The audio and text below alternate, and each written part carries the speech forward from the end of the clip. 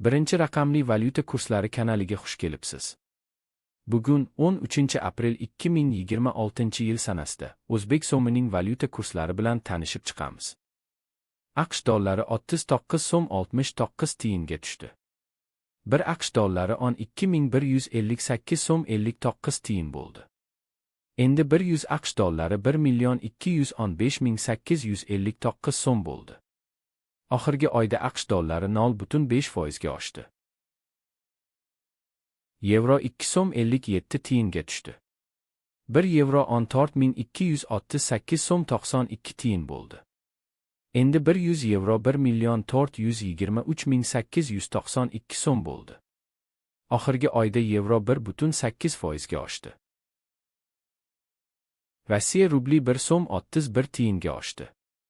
1 Rossiya rubli 157 so'm 88 tiyin bo'ldi. Endi 1000 Rossiya rubli 157,880 so'm bo'ldi.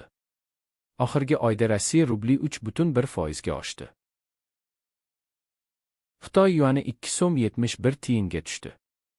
1 Xitoy yuani 1780 so'm 46 tiyin bo'ldi. Endi 1000 Xitoy yuani 1,780,460 so'm bo'ldi. Oxirgi oyda Xitoy yuani 1,1% ga oshdi. Koreya voni 5 tiyinga tushdi. 1 Koreya voni 8 so'm 20 tiyin bo'ldi. Endi 1000 Koreya voni 8200 so'm bo'ldi. Oxirgi oyda Koreya voni 0,1% ga oshdi. AQSh dollarining Rossiya rubliga nisbatan kursi 90 kopeykaga tushdi. 1 AQSh dollari 77 Rossiya rubli 1 kopeyka bo'ldi. Endi 100 AQSh dollari 7701 Rossiya rubli 16 kopeyka bo'ldi. Oxirgi oyda AQSh dollarining Rossiya rubliga nisbatan kursi 2,6% ga tushdi.